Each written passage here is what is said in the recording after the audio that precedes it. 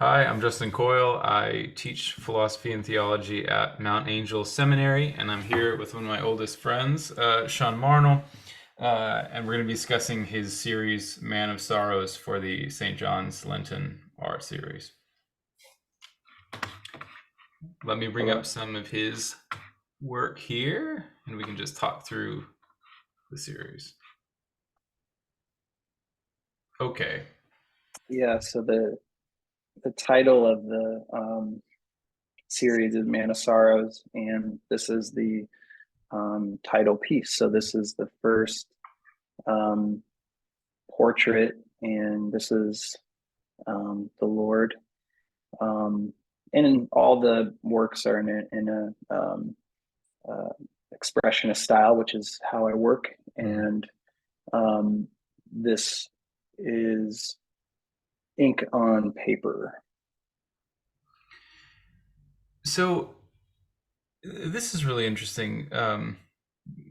Principally because it's for a lot of reasons, but principally because it's a pair. So we'll see its companion piece in a moment. But you mentioned expressionism. Um, how is this piece in particular sort of influenced by various artists that you are inspired by? I mean, this I love a lot of different artists, and I'm very inspired by a lot of 20th century art, in particular, de Kooning and Picasso and Gorky, and this style of portrait, or how I really gravitate toward this particular style because it is very, it's jarring, it's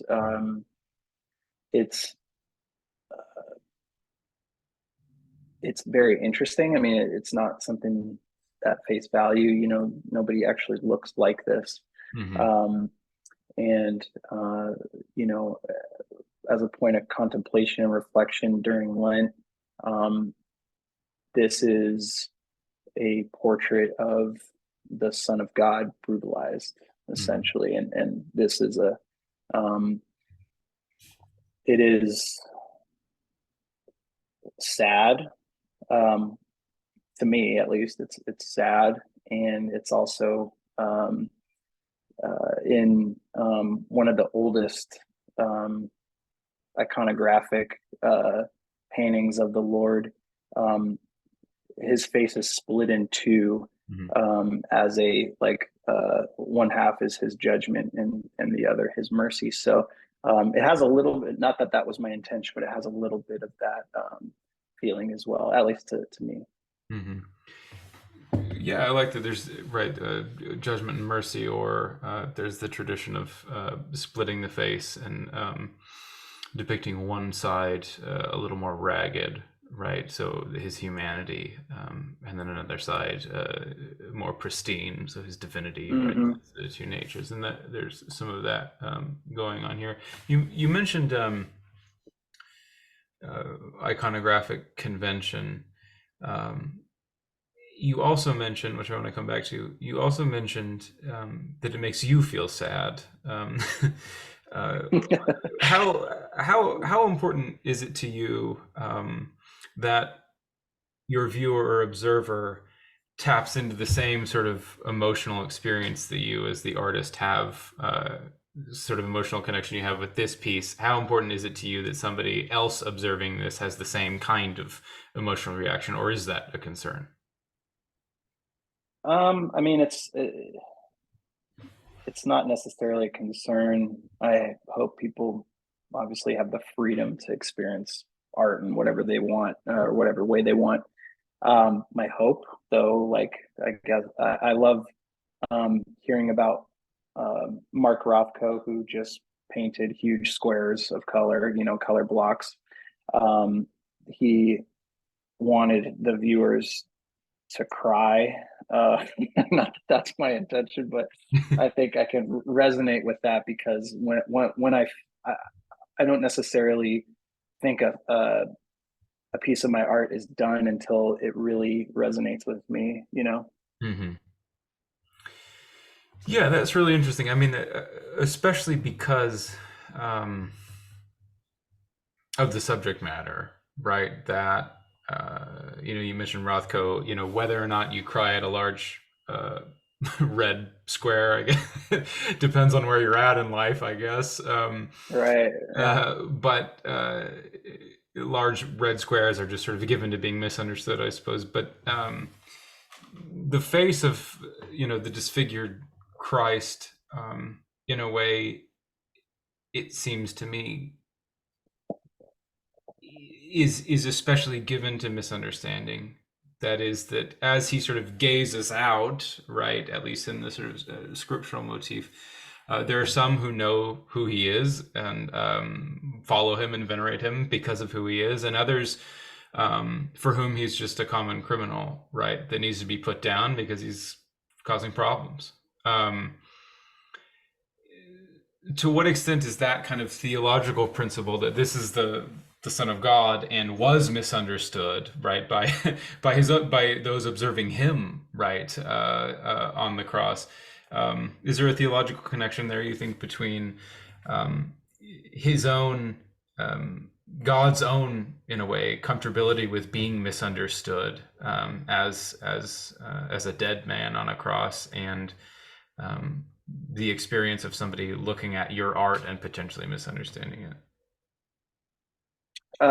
Yeah, I mean, I think that um, fundamentally and theologically, God desires relationship with people, and um, there's a lot of aspects with that, and at least in this small, tiny, creative way of um, portraying, themes that are both universal and utterly foreign. I think are a way to engage and to hopefully move people toward um, contemplation. Whether that's wherever they're at theologically, whether that's just the like brood of how it looks and the uh, style, if they resonate with that, but yeah, I think that it's interesting enough where it will hopefully help someone to be drawn into even to the piece itself. Hmm. So you don't feel the need, as it were, as an artist, to make sure they know how to read the cryptogram of this particular piece necessarily. That where, however it strikes them, that's a win for you. Yeah, and I think that these works are um, best understood as a whole. So like these um, individually, I think are striking and beautiful and engaging. But I think that my intention and just with the proposition of doing the series for Lent is they're best understood as a group. And as we kind of go through them, you'll kind of hopefully get a sense of that. Okay, well, on that note, let's go to the next one. So we're looking at here. What's this called? This is Man of Sorrows 2. So this is a lot of the pieces are companions to each other. So this is um, extremely abstract uh, Seems pretty clear to portrait. me. Yeah. Uh, So this is a little bit of this is an interesting kind of thing I've never done is to have two pieces together that are um, complementary. And I think that this second portrait, um, is going farther than the first one. Because these are still abstract expressionist style. So they're not meant to look really like anyone, um, but they do maybe to somebody or to me. So right, right. So you mentioned that with the last piece, right? Nobody actually looks like this, and that's more true of this, right? Mm. Nobody actually looks like this, and in a way, you might need the first piece to tell. Although I think there are interesting indications of what's happening here without the first piece, but it might help the viewer to see the first piece to know what's going on here, right? Right. But um, why paint this way? In other words, why paint in a way theologically or personally or experientially or whatever? Why paint in a way um, that sort of guarantees that it doesn't look like people really look? I mean, what? So it goes further. It goes further toward what? I mean, toward the um, because there's a lot of good content out there already with, at least art styles. There's beautiful literal paintings, and I love modern art. I gravitate toward modern art and modernism um, displayed in art. So I think it goes beyond um, giving you something that you can tangibly understand. Although there's plenty of amazing works of art in history that are extremely literal, that are very moving. But this is just a different tool, I think, and a different form of expression that people can, enjoy, and that can draw something else out rather than you see um, St. John the Baptist's head on a platter or something like that. This is it takes a little bit more to understand, if that's even the point, but it Mhm. takes more to kind of engage. Right, you're not staring at something. If you had this in front of you, somebody might see a face, or somebody might see the ocean, or it's um, and not that the point of the companions are to explain one another either. That's not my intention.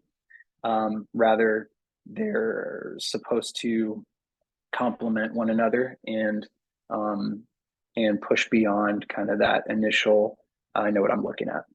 Yeah, I think that's really helpful. I think that the companion pieces almost set a kind of visual spiritual itinerary in a way. In other words, the first one, right? So we can go back to it. You may be able to recognize this as right some kind of representation of Jesus of Nazareth. Mm-hmm. Maybe right. This one it would be harder to get there without the first sort of stage, as it were. Um, Mm-hmm. but I like that you said sort of further, because further is language that implies a kind of going away from and a going toward, right? So you're going further Mm-hmm. away from something, but in order to get closer to something else. And it seems like maybe theologically anyway, why it's interesting to go further away from a more representational view of Jesus of Nazareth, of which there are lots of, again, we mentioned iconographic depictions, right? So there's sort of standard things you expect to find, right, in a depiction of the Lord on the cross, right? So maybe his mother is Mm-hmm. weeping next to him. You certainly have the kind of tagline, right, from Pontius Pilate with the three languages on it. Maybe a spear is in his side, and so on, right? You expect certain conventions. You don't get any of Mm-hmm. that here, right? You kind of rob the Yeah, at viewer of least all not of with that this. here. Yeah, not with Um, this portrait. Yeah, we do have some of that coming up, yeah, yeah, um, yeah. but But with what's these interesting, I think, portraits, yeah. Go theologically ahead. about it Sorry. is that, in a way, once you've taken all of the iconographic conventions away, the kind of crutches away, as it were, not that those are a bad thing. Um, in a way, all of those things sort of, I wonder if you would agree with this, historicize the moment, right? Oh, there's Jesus and he's dying, right? We've seen that lots of times, right? We've also seen, I don't know, George Washington cross the Delaware, or like Napoleon stand on a hill, or whatever. Like it sort of captures that moment in history, and then it kind of Mm. says, okay, that's done and dusted, that's away in history. But in this, because it seems like what you're getting closer to, or right, is the actual mystery of Golgotha, which is not just a man who has a weeping mother who's dying on a cross, but God Himself dying on a cross. What you've been able to do here is get away from the kind of historical, predictable things, and like you said, there's all kinds of really beautiful depictions of that, certainly. Um, but kind of force in a way, or invite the viewer to see the Passion as a kind of ongoing event, right? It's not over and done, so that we have predictable things that signal that that's what is being depicted. But here, the suffering is invisible, as it were. So the viewer might feel distress at all of the kind of chaotic lines, but in a way, the distress appearing as a feeling in the viewer invites them even more deeply into the mystery of the Passion in a way that a kind of predictable picture of Christ might not. Yeah, absolutely. That's at least that's a hope. Yeah. So that's yeah, that's great. Okay, so let's move on to the next. Okay, so what do we have here? This is Great Drops of Blood. Um and there is another one as well, but this is the first one I did, title Great Drops of Blood. So we have color here for the first time. Um, could you talk a little bit about your use of color in this in particular? Yeah, I mean, through the series I really wanted to use, these are all works on paper, so I really wanted to use and explore, just ink and paper, and they're the black on white paper is just, it looks amazing because it's so contrast. Mhm. And this one, with the title, of course, it makes a little bit more sense. It leads someone to understand what they're looking at. But um, this is, it's not just Christ praying, or it could Mhm. be. Um, but with that red, there's almost a cross type thing going on, and there's also his burial. The fact that I wanted it to be sideways um, was important. Mhm. Um, and yeah, when I was working through this piece, which I actually have a huge painting that I kind of used as a reference for this, but I used red in that as well, and yeah, I think it just kind of draws that severity. Yeah, I like that a lot. I like the especially right what you said. This doesn't necessarily need to be Gethsemane, right? Because he draws blood on the cross and so on, also, or when he's being whipped or what, right? So there's drops of blood Hmm. throughout the Passion, the Holy Week. Um, you you mentioned earlier that you didn't plan these to be a series, right? Or in other words, you didn't plan the kind of companion pieces for each. That's sort of what happened. Maybe we can go over to the next one. What does that say about your process? So that suggests that you don't have a kind of idea, a kind of form in your head that then needs to appear. Um, uh, so maybe talk a little bit about your process. Yeah, well, I mean, I work in the same ways as I did kind of with this set. I really I like action style of the process of creating. So I'm I don't do a lot of planning. I'm moving and moving and moving and moving, and I see something, then I play into that. And with the companion pieces, it really wasn't until I was creating a huge body of work for this series, and a lot are scrapped or changed or thrown away or whatever. Um, I I didn't resonate with those scrapped ones, and I resonated with the ones that I'm putting forth. So, um, it as I was compiling them to kind of give the story, some of these just were falling in place as pairs, and it really became I didn't plan it, but it was something that just naturally happened, and I um, and these two in particular, and Man of Sorrows, number one and number two, the great drops of blood. This is the second one. The previous one was the first. Mhm. These ones are at least stylistically, I feel like they pair really well, but also just with the orientation, it's easy to see them as companions. Something And I I do think. want to point out one thing about this one that was interesting to me was the in iconography. There's you'll see um, sort of a blue almond Mhm, um, that represents uncreated light. mhm, And now this, for at least for my interpretation, this one is sort of this is in a way, at least how I interpret it, is sort of a burial, mhm.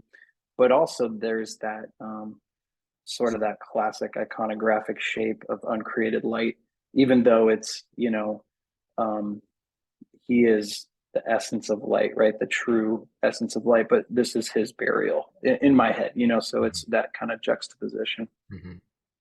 Well, and I think also maybe to the extent that birth is, fairly bloody as well. The kind of it could be open to doing the same kind of tomb womb Mm, imagery, right? So the nativity is also often depicted in the same way, so that the birth and the death, right, are connected. right. He was born to die, and he died to be born and to give birth to the church and so on.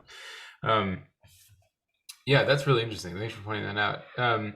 Another thing I think is really interesting about what you said about your process is that there's a kind of really neat symmetry between the conviction that on the cross God kind of took the risk of being misunderstood, right? Misunderstood unto death, even, right? And that conviction leads you to depict Christ in an abstract way, more that lends itself more readily to being misunderstood. And then, right, so there's already that symmetry between the kind of theological conviction on the one hand and then the form of representation on the other. But it seems to even bleed in to your process, right? So you said I didn't connect with some of these. In other words, you're also open to misunderstanding your own works, right? So there's a really neat, it seems like a really neat kind of symmetrical conviction that is maybe theological at base, or maybe theological at the end or something, that is goes across the kind of event you're depicting, the way you choose to depict it, and then even the way you work with it. Yeah, I mean, it's what people don't see, or what I don't really talk about a lot, is just how taxing and how demanding that process is. Mhm. I don't like a lot of preparation. I really like to just um, I'll listen to music, and I did a lot of sometimes I paint, or I do art in silence, which is interesting. Not for any particular reason, just because I don't want any influence of distraction. I just want it to be creating itself almost. But for these ones, I did a lot of I listened to a lot of chanting, and a lot of I listened to some podcasts, and a lot of music, just to let the process kind of flower and to kind of assist, not just creating for the sake of creating, but giving into that you know theological bending a little bit. Well, and I think that's interesting too, because you can see you mentioned that because there's a kind of busyness to the process, but there's also very clearly this sort of action. I mean, they're simple in the sense that there's not many colors and so on, but the strokes, right? They're not the kind of very fine strokes that you come to associate with a different kind Right. of painting. There, you can sense the kind of action in your process in all of these. So it's interesting to Right. hear that even the process of painting the series involved lots of even audio busyness as well.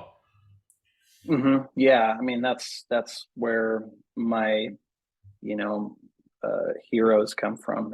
That influence of kind of that style of working. Yeah. Okay, so let's maybe go to the next one. Okay, so this one a little bit, you're doing a little bit more work for the the viewer here. Right. Yeah. Yeah. This one and the next one we'll see are crucifixion scenes. So this is still true to the series's um, portrayal. It is a little bit more tangible as you look at it. It's more literal, but there's certain elements here that are at least interesting to me. Is the fact that um, Christ's facial features are not entirely um, recognizable. Um, Obviously, we have a halo Mhm, representing his divinity, outside of just that criminal hanging on the cross. mhm. Yeah, this is interesting. So, what is the title of this? Uh, Untitled. Okay. Yeah. No, Um, no title. yeah, I was going to ask. I'm going to ask a question, and I hoped you would give me a hint with the title, but again, no such luck. Is What do you think? Is he just before or after the moment of death? I um, to me, I'm thinking after. I mean, um, I have the pierced side Right. there in that Yep. stroke. So Mhm. in my head, at least, this is after. Yeah, that's why I was going to ask. There, a few indications the pierced side.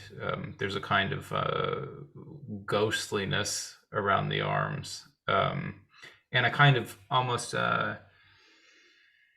completedness with the thick lines. Right, that it's over. There's a sense of sort of Mm, completion to it in a way that the earlier crossing of the lines, right, in the Man of Sorrows, right, everything's very busy, very frantic, very chaotic, and here there's a kind of clean lines, as almost to indicate that it's over. But again, I think even even the decision to depict it this moment this way is interesting again because it draws attention to exactly what you just said, that who hangs dead on the cross still, right, he's still just, the halo is still there, right, the dead man hangs on the cross, who is also God, right, and that's the actual, yeah, and in that way it seems like you're inviting people still more into the actual mystery of the cross. Where, like you said, not just another guy on a cross. There were lots of guys on crosses. That's how Rome liked to do it. But that this guy is God on a cross. right. I mean, that, and it can also lend itself to um, the idea of that he conquered death by death, right? So Mm-hmm. there's that everlasting halo, is not, again, not to compare my work to um, iconography too much, because it's not. But the you know, saints of the church who are, quote unquote dead but alive in Christ, and are truly living, have halos. So Mhm. there's a little sense of that too. Mhm. Yeah, so in a way, you're picking up that convention from iconography. In another way, though, you don't see very often, right? Especially at least in the Eastern tradition, the Western tradition much more often. What you don't see in the Eastern tradition very often is the moment of death, right? What you see Mm-hmm. is even the kind of cephalophore saints who are holding their own heads, right? They have their head, they have two heads, right? There's a head on their Right, shoulders and they're holding their head.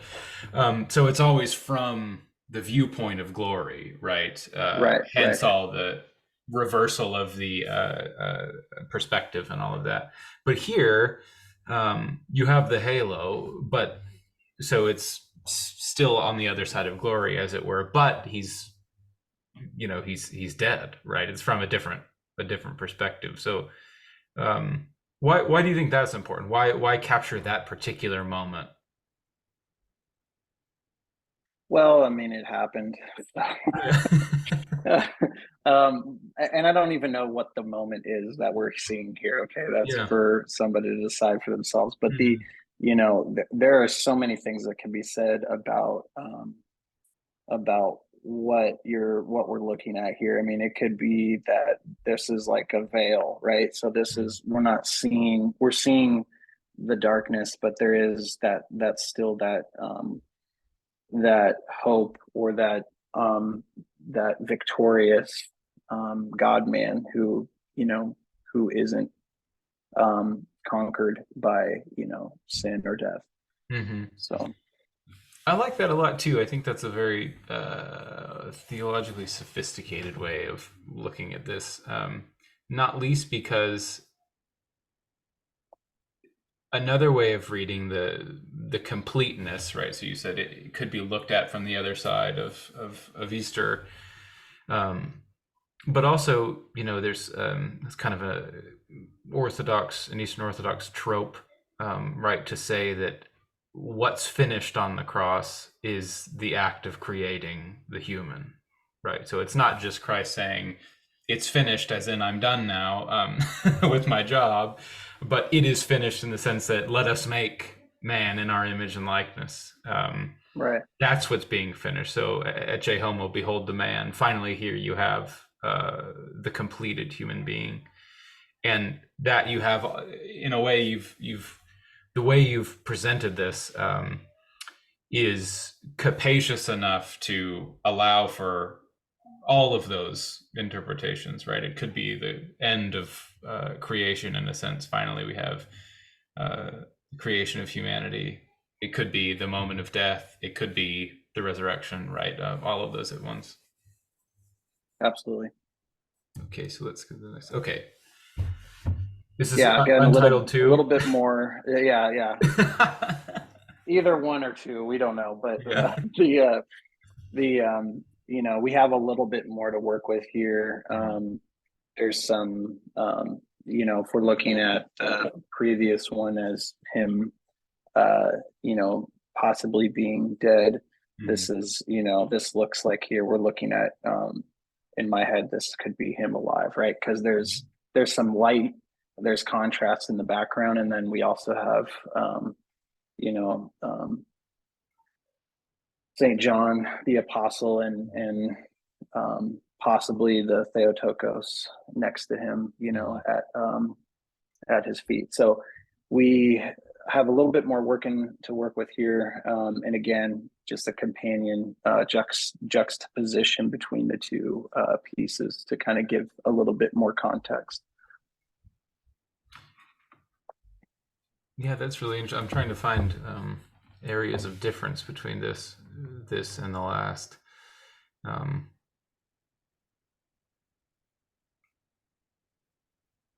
yeah, this is really interesting. Well, I want to kind of return to this, but I don't want to miss the next two. So let's go on to the next two. Okay, what's the title of this? This is the lover of money. Okay, so this might be a self-portrait to everybody. So um, this is in the context of Lent. This is the betrayer of the Lord. This is Judas, um, and we're getting a little bit more disfigured here Mhm. as a theological kind of implication, but um, this is more tragedy, I think, more of a tragedy than some of the other depictions. But this is one of the few. I think it might be the only one, maybe the next one as well. But um, that's a little bit. Well, no, okay. There's a couple more, but yeah, this is one of the ones that in the story of Lent it plays into that context. But the it's not of the Lord. So this is a kind of a standalone Mhm. piece. Yeah, that's really interesting. That decision not to give. That is the fact that even stylistically it looks distinct from some of the other pieces, right? That's a kind of theological signal, that it's not supposed to look like the other pieces, because the other pieces are depictions of the Lord, and this is not. Another thing that I'm noticing about this piece, is the direction of some of the other pieces. That the face of Christ and almost all the other pieces is looking downward, right? So he's either on his side, right, or he's on the cross, or he's always sort of looking down. And this, the kind of posture of this figure, right, whom, and you've given people some hints with the title, is very upright. Right, he stands alone. Stylistically, he stands alone. He stands sort of upright. That's an interesting theological interpretation of the figure of Judas, too, sort of standing upright on his own, versus Christ looking down and always condescending. Is that an intentional feature of this? No, no, it's not. But that is an interesting observation. Yeah, that could be that there could be something there. Where, yeah, that's interesting. That yeah, I mean, without interpreting my own work too much, I think that theologically that's super interesting because this person we can all relate to, which certainly I think you know even Saint Peter can relate to Judas. I Mm. think in a way, right? Because he sold him out three times. So I look at this, and this was sort of loosely based off of another painting and another piece that I did before, and I think it really played well um, into the disfigurement Mm-hmm. aspect of the that tragic giving up of the Lord, but also, yeah, I mean that sense of just loving yourself, standing on your own, being completely self-sufficient, and all those things definitely play into that concept. Mm-hmm. Yeah, when I like that you use the term disfigurement again, right? Because in a way, the depictions of the Lord also are disfigured, both because he was, but it's not like you're standing near Golgotha with your canvas, right, depicting it as it happened. But the depiction of the disfigurement in Christ's terms, right, is always downcast, looking downwards. So the disfigurement is almost always on behalf of someone else, right? So he dies to kill death. He dies so that all of us might see life, so that all of us might rise, as St. Paul says in 1 Corinthians 15. This is a kind of disfigurement too, but it's a different kind of disfigurement. The face isn't downcast. It's not disfigurement on behalf of, right, Right. somebody Hmm. else. That's really interesting. Yeah, absolutely. You're the next one.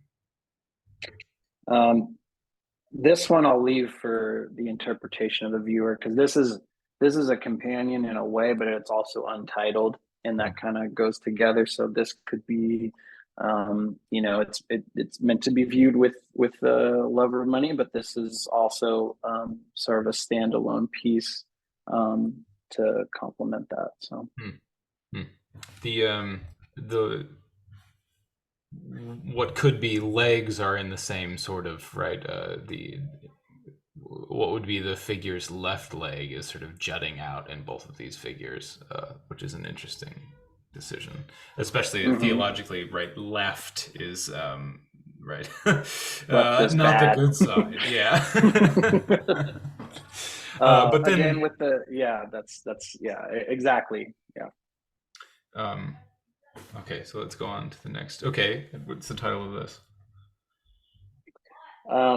This one is titled Innocent. So this one, in at least in my interpretation, and I was working a lot with these shapes and these different, working with strokes and shapes and just feeling as I go what looks right. Um, and then I started blacking out a lot of, just making the background disappear, and then it kind of came together. Um, Again, the use of red is prevalent here to possibly indicate some blood, but um, coming up with the title of this was it just um, this is in, at least in my head, this is in relation to um, Christ's flogging and his him being tortured, drug around, Yeah, I think the use of color here and the very sort of deep black again kind of replays this theme from before, from the Man of Sorrows uh, pair, this kind of appearance of invisibility, that the black and the red and the kind of almost sort of violent lines of the thick black, at least for me, kind of it makes distress, again, anxiety, despair, all of these kinds of dark feelings appear, but almost entirely internally. So why am I distressed? Well, because there's lots of darkness, there's lots of violent lines, there's red right around where the top of a figure might be, so maybe it's a head injury, something like this. But it all appears sort of inside, right? You don't have a very clearly defined cat of nine tails. You don't have very, very clear depictions of soldiers or the hammering in of the crown of thorns. You don't do any of that work for the viewer here. But at least for me, that makes it not doing that work, at least for this viewer, uh, challenges me to kind of to go on the kind of spiritual journey with you. Again, it's harder to historicize, right? Oh, these are if I have a soldier here that is depicted like a Roman soldier is typically depicted, right? That's not as much of a challenge to me. In other words, well, they right? flogged him, they beat him. No, I didn't, right? I don't have anything to be Um, distressed about. It's over, right? That happened a long sure, time sure, ago.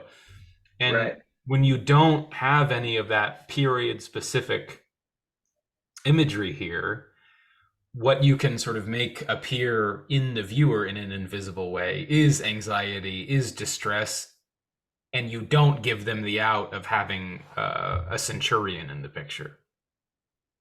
Right. Yeah. I mean, this is all in a lot of ways self-reflective too. So this is, um, as the creator of these things, like I knew when it was over. I knew when it was done. What I Mm. was looking at was finished. And um, you know, lots of tweaking and lots of like decisions, but I never wanted to replicate something. I started fresh and I dug into an idea once I saw it, and And yeah, I mean it certainly goes with the theme too, you know, not having historical references or even like literal references inherently, you know, like some of these are a little bit more literal, but yeah, I think that is interesting. Something, and we can move over to the next one. But that's interesting about what you just said is that in another way, some people could say, well, modern art, right, expressionism, brutalism, whatever else. You mentioned some of the more abstract artists before, Picasso, Gorky. In a way, it's a kind of rejection of objectivity, right? So we don't have a anatomically correct body here, or whatever, right? The face structure before wasn't exactly the way a face, eye ratio to nose and so on. But in Right. another way, what you've just said is, I knew when they were done, um, uh, which is interesting. You know, Heidegger, this 20th century philosopher, will talk about how we find ourselves in a feeling rather than decide to have one, right? So you don't you don't sort of rationalize. I think I'll be afraid now, right? My house is on fire. I think it would be. I think a good response to this would be fear. Okay, boom, I'm in fear. You just find yourself in fear, right? Or you find yourself in joy, right? Is that sort of the process of working through this, right? I knew it was finished. That is, I found myself in despair. I found myself in whatever particular feeling I was in when I was painting this. um, but there's still sort of a pursuit to find exactly where you're at inside or something like that. And to that extent it is objective because we all find ourselves there sometimes. So objectivity can be that we all find ourselves in despair. Is that does that seem true to your process, that you've got to pursuing your own inner theater, as it were? um yeah, I mean how I work is um I will work and work and work and work, and sometimes it's like writing a song. Sometimes it just flows right out of you, and it comes to you with almost like it's not from you. You know, an idea. You know, I love David Lynch, and he talks about what his process is like. These ideas and these things just come in and are these like beautiful creative ideas that come out almost seemingly out of nowhere. You know, I gravitate toward that more than the discipline of working, and then Mm-hmm. and really honing your craft. You know, I don't do that necessarily. I am very emotionally attached to what I do, and that's just how it is. I work, and if I see something, then I play into that, and then that might, that might help with the next piece or the next kind of uh, you know creative thing that I'm doing, to play off the previous one or the next one or whatever in this series. It was very much it wasn't right until it was right. Mm-hmm. I think that's really interesting. Again, not least because emotional states are also things that we share in common. They're invisible things that we share in common. But you can, describing the process as you've described it, describing the process, the experience of being inspired to paint or whatever, right? Um, People share that kind of experience. So there is a sense of objectivity here in the sense that other creators, right, have that same experience. It's hard to depict, but that doesn't mean it's not objective in the sense that it's not a shared truth out there in a way. Mm-hmm. Yeah. Okay, what's is this is part two? And this is a companion only really in style. The Mhm. content would be different. So the title of this one is Saturday. Okay. And this is to help, I think, kind of the context of how I was thinking about stuff as I was making this one. So this is again playing with that color theory, and this is theologically on Saturday. This is like in the creed where Christ descended into Hades, and Mm-hmm. he's drawing those captives out of death. So he's, this is like a sort of a figure, sort of not descending, if Mm-hmm. you will, toward, again, red representing maybe death or something like it, Hades or something like it. What I think is really interesting about this is that I saw something very different, and then as you were describing what you were doing, again, there's a kind of a capaciousness, I think, to your work and to most of these pieces that enables lots of different kind of rich interpretations all at once. And so when you're describing Holy Saturday, right, the descent to Hades, to the dead, right, and red as potentially, the flames of Hades, and then this kind of maybe an arm or something like this reaching downward, right, pulling Adam and Eve in the famous icon, right, up from Hades. What I saw is the I guess the body, right, dead in the tomb, right, so an arm dangling dead by his side, but that and there's a kind of flatness, right, so if there's a figure, it's a kind of horizontal figure, much like the great drops of blood pair. But in another way, theologically, of course, right, those are simultaneous moments, right? He's the body Right. is dead in the tomb, and rescuing the dead from Hades all at once, right? Mm-hmm. And so maybe even the However that looked. yeah, exactly. But that's kind of the point, right? To in a way depicting it in this abstract way enables you to do that kind of work in a way that if you just painted, right, like that famous Hans Right. Holbein or whatever, right, the gruesome kind of slowly decaying body of Christ in the tomb, you wouldn't get that kind of very fruitful ambiguity of the reaching down as either the soul of Christ in Hades, or a limp arm because it's a corpse, right?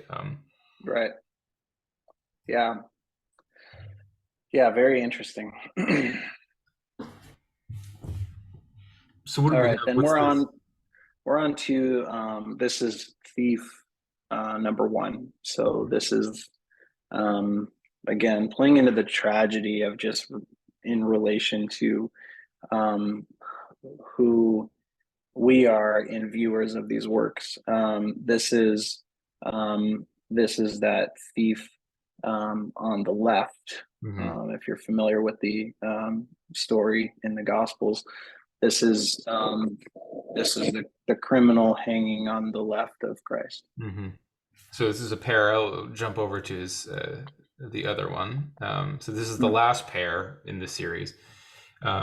So it's Thief 1 and Thief 2. Is that those are the titles? Yes. Mm-hmm. Okay.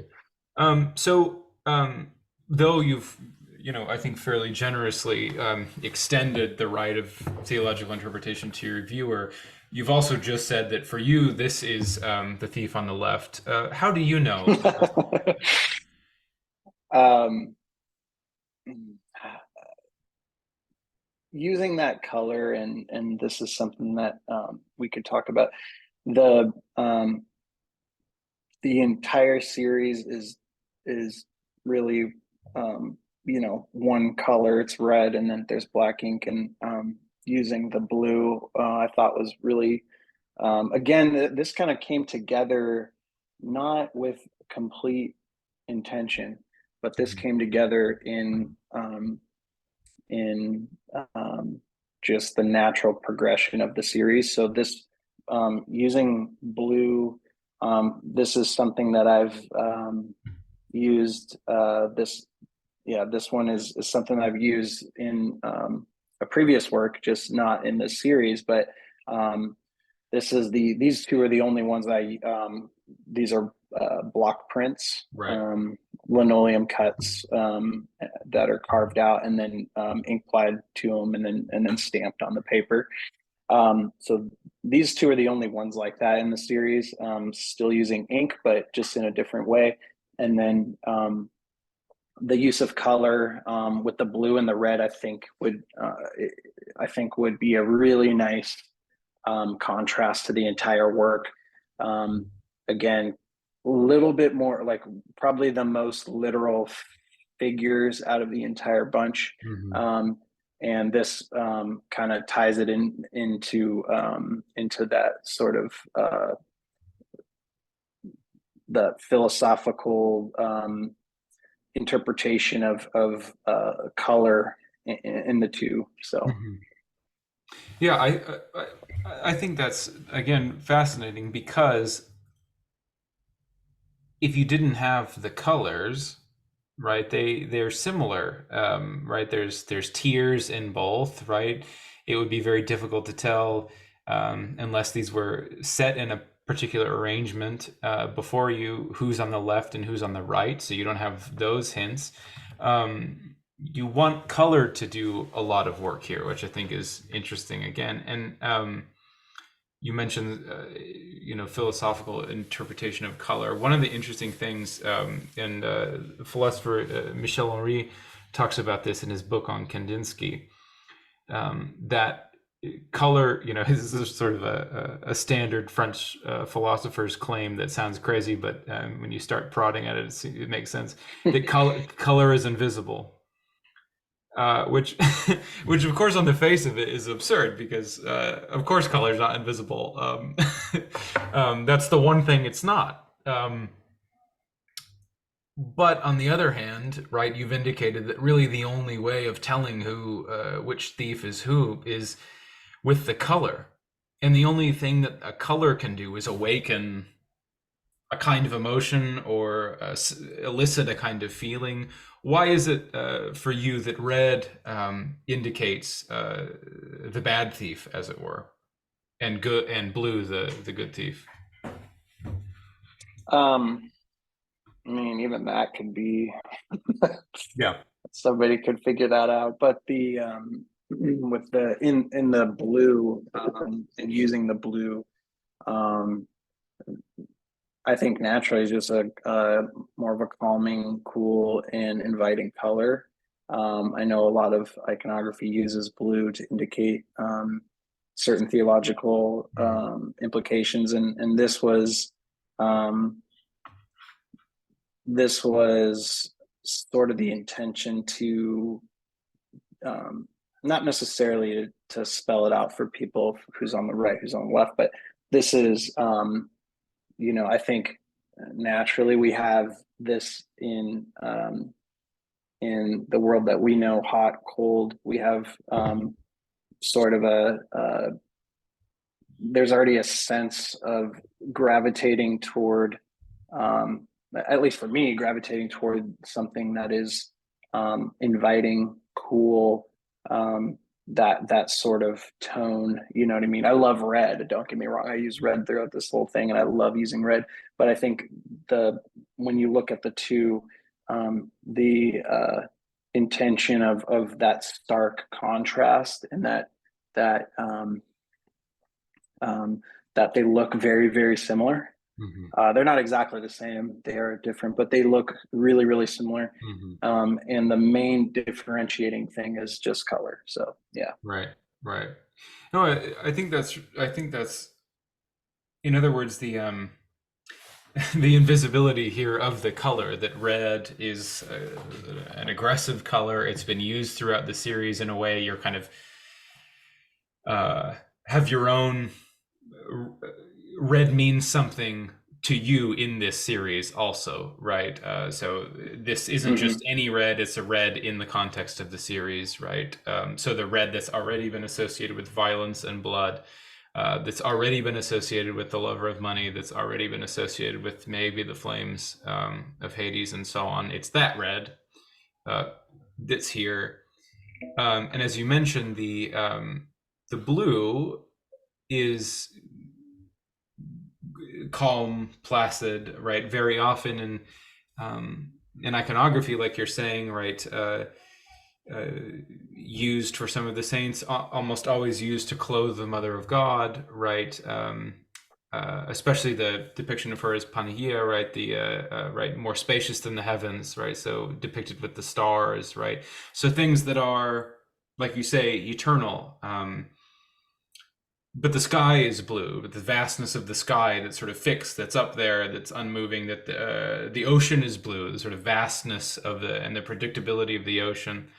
Um, and that in a way is a way of, for you anyway, identifying the good thief, as it were, the one who's opened himself, right, become right, more spacious than the heavens, like the Mother of God, is interesting because for others blue might mean cold, frozen, right, icy.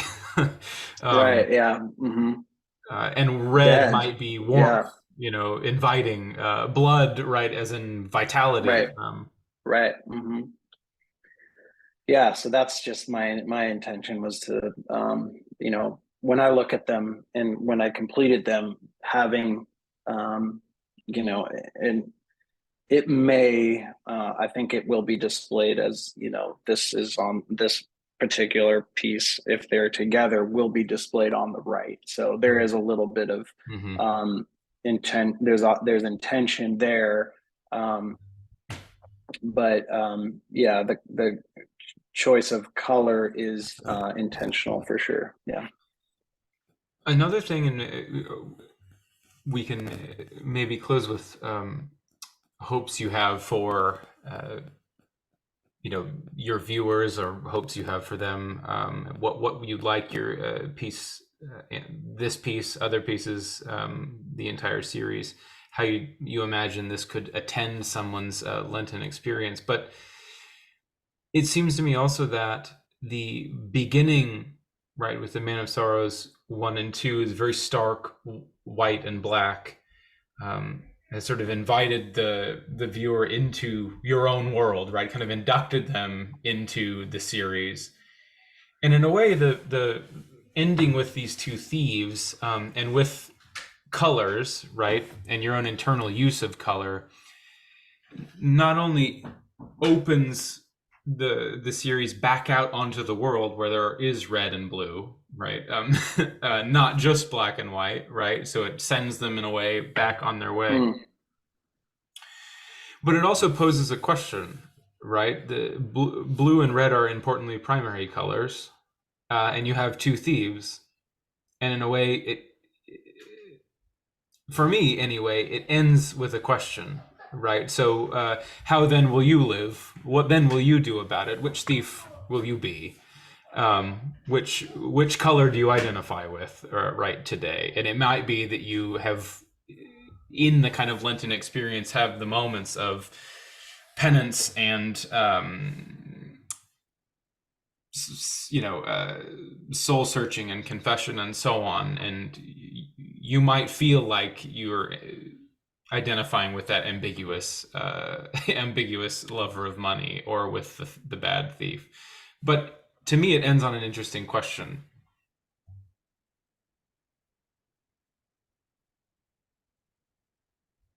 So what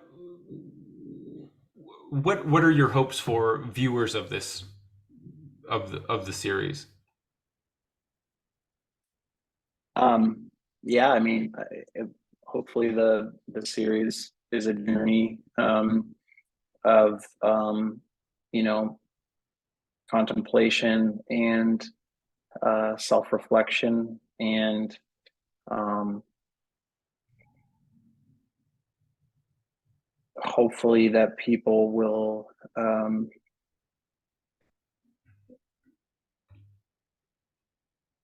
give themselves room to experience and look at things within the context of Lent, certainly, and um, you know, for some, maybe that is the end of the line, and you see those two figures, and that's the question um, that all of us are asking at one point. Um, so be cool, like the blue guy. That's a that's a good word of spiritual direction to close this out. It'd be cool. Um, well, thanks again. This is fabulous. I mean, I've known you for a very, very long time, and I think this is I'm blown away at how beautiful and how stirring and how haunting it is, and also a little bit disappointed that my job is to write theology, and I find that all of these make more interesting theological claims than I've been able to generate. So thank you so much for all of this. These are just pictures. Talking about them drawn out a lot, but yeah, I really do appreciate your insights and interpretations and talking with you.